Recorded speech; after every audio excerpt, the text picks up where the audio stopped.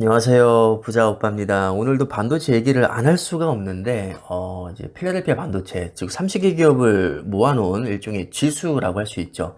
나스닥 100은 100개 기업을 모아놓은 거고, S&P 500은 500개 기업, 필라델피아 반도체는 30개 반도체 기업만 모아놓은 지수입니다. 보통 지수의 특징이라고 하면, 좀 변동성이 작고, 안정적이긴 하지만 큰 수익은 낼 수 없다. 왜냐하면 여러 개 종목이 섞여 있다 보니까 특정 몇 기업이 급등해도 그렇게까지 좋은 성과가 나올 수가 없습니다.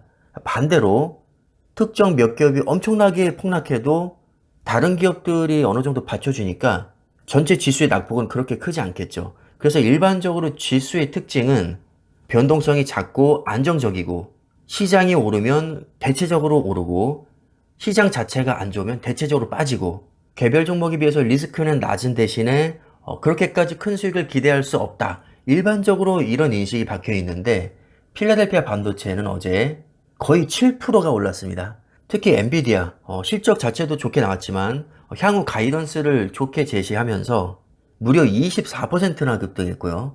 엔비디아의 주력은 아시다시피 GPU입니다. GPU는 인공지능 연산, 자율주행 연산에 굉장히 최적화된 프로세서죠. 또 데이터 센터 연산에도 굉장히 많이 쓰입니다. 즉 엔비디아가 급등했다는 것은 GPU가 크게 주목을 받고 있다는 거니까 GPU 글로벌 2위 업체인 AMD도 덩달아서 수혜를 받습니다. 그래서 어제 11% 올랐었죠. 근데 아시다시피 AMD와 엔비디아는 팹리스 업체입니다. 팹리스라는 것은 공장이 없다는 거죠. 반도체 제조 공장이 없기 때문에 얘네들은 설계만 하고 그 설계도를 파운드리 업체에게 넘겨주게 됩니다. 제조를 위탁하는 거죠. 그 AMD와 엔비디아 반도체를 누가 많이 만드냐? 거의 다 TSMC에서 만듭니다. 물론 삼성전자 파운드리에서도 일부 생산하긴 하지만 사실 아직까지 대부분의 물량은 TSMC에서 다 소화하고 있습니다. 그래서 TSMC도 어제 12%나 폭등을 한 거죠. 참고로 TSMC는 파운드리 정말 독보적인 1위 기업이고 전 세계 반도체의 약 55%를 생산해냅니다. 근데 파운드리가 반도체를 만드는 제조 시설이지 장비를 만들어내지 못하거든요. 장비를 또 장비 공급업체에게 납품을 받습니다. 반도체는 아주 크게 보면 8대 공정으로 이루어져 있는데 그 중에 포토 공정이 있거든요. 포토 공정에서 반드시 필요한 장비가 바로 노광기인데 노광기 세계 1위 기업이 ASML입니다. 그래서 AMD 주가도 어제 6%가 넘게 올랐던 거고 그 다음에 시각 장비, 증착 장비도 필요한데 이 분야에서 또 두각을 나타내고 있는 업체가 램 리서치 어플라이드 머티리얼즈입니다.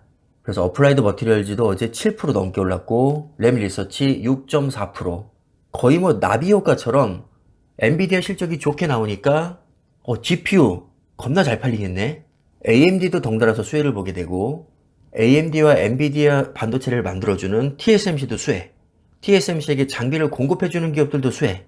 그 다음에 또 빼놓을 수 없는 게 GPU는 혼자서 연산을 할 수가 없죠. 데이터를 저장할 공간이 필요한데 그게 바로 메모리 반도체고 메모리 반도체 세계 3위 기업인 마이크론도 당연히 같이 수혜를 받겠죠. GPU가 잘 팔릴수록 메모리 반도체도 잘 팔리니까요. 그래서 어제 마이크론도 4.6%가 올랐습니다. 결과적으로 어제 대부분의 반도체 기업들이 크게 올라주면서 필라델피아 반도체 지수가 거의 7% 급등했고 이 필라델피아 반도체 지수를 3배로 추종하는 SOXL, 일명 속셀이라고 하죠. 속셀은 20% 폭등했습니다. 반도체가 굉장히 변동성이 크고 다소 불안한 모습을 보이기도 하지만 이 맛에 리스크를 감수하고 투자를 하는 거죠. 정말 한 번 오를 때는 무섭게 오릅니다. 그 어떤 종목보다도 반도체는 제대로 물을 만나면 정말 크게 오릅니다. 그럼 이게 다냐? 그렇지가 않죠. 반도체는 혼자서 그냥 따로 노는 기업이 아닙니다. 반도체를 주문하는 빅테크 기업들과 좀 커플링 되는 경향이 있죠. 그럼 이런 빅테크 기업들이 주로 어디에 모여 있느냐? 나스닥에 많이 모여 있죠. 물론 S&P 500에도 있지만 S&P 500은 기술주의 비중이 나스닥보다 훨씬 낮습니다. 그래서 S&P 500은 0.9%밖에 오르지 못했고 나스닥이 1.7% 거의 2배 가까이 올랐습니다. 그럼 주로 또 어떤 기업이 많이 올랐느냐? 마이크로소프트, 구글. 자, 마소가 4% 올랐고요. 구글이 2% 올랐는데 마소와 구글 하면 떠오르는 거 인공지능이죠. 엔비디아 실적을 보면 자율주행에서도 굉장히 좋은 성과를 냈는데 세계 1위 자율주행, 구글 웨이모 아닙니까? 그리고 데이터 센터 실적도 좋게 나왔었는데 데이터 센터 3대장, 일단 1위는 아마존이고 그 뒤를 이어서 마소 구글, 세계 3대장입니다. 근데 아마존은 오히려 1.5%가 하락했네요. 아마존만 하락한 것으로 봐서는 어제는 데이터 센터보다는 인공지능 이슈가 훨씬 더 크게 영향을 준 것 같습니다.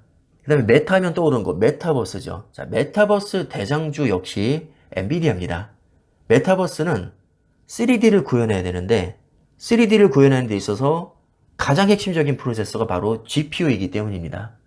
CPU는 3D 연산에 그렇게 효율적이진 못합니다. 그래서 인텔 주가는 오히려 어제 빠졌던 거고 어제는 GPU의 날이라고 보시면 됩니다. 물론 인텔도 아크라는 GPU를 생산해내긴 하지만 사실 AMD와 엔비디아에 비해서는 굉장히 약합니다. 인텔의 주력은 거의 뭐 CPU라고 보시면 되고 GPU는 약간 부업 개념입니다. 반면에 엔비디아는 완전 GPU 세계 최강자, GPU에 올인하는 기업이고 AMD가 엔비디아에 맞서서 수십 년 동안 쌍벽을 이루어왔습니다. 인텔은 최근에서야 다시 외장 그래픽 카드 진출을 선언한 거지 사실 GPU 쪽에서는 아주 성능이 구리고 별 볼 일 없는 내장 그래픽 위주로 이제 시장을 장악해 왔습니다. 근데 인공지능 연산은 굉장히 고성능을 요구하기 때문에 전통적으로 하이엔드 시장을 장악해 왔던 엔비디아와 AMD가 크게 수혜를 받은 거죠. 그리고 아쉽게도 애플과 테슬라는 어제 정말 조금밖에 오르지 못했는데 저는 오히려 그래서 더 기대가 됩니다. 애플과 테슬라 분명히 앞으로 훨씬 더 많이 오를 종목들인데 어제 얌전했다. 그럼에도 불구하고 TQQQ가 7%가 넘게 올랐다. 그럼 테슬라와 애플이 시동 걸리면 앞으로 얼마나 더 많이 오를까? 지금 얌전하니까 나중에 오를 가능성이 높고 나중에 오르면 TQ의 추가적인 상승도 기대를 할 수가 있습니다. 왠지 비장의 무기를 좀 아껴두고 있는 느낌이죠. 그래서 TQ가 더 기대가 됩니다. 오늘 내용은 이 정도로 정리를 하겠고요. 마지막으로 슈퍼땡스 후원을 해주신 하얀 들꽃님께 감사의 말씀 드리면서 영상을 마치도록 하겠습니다. 감사합니다.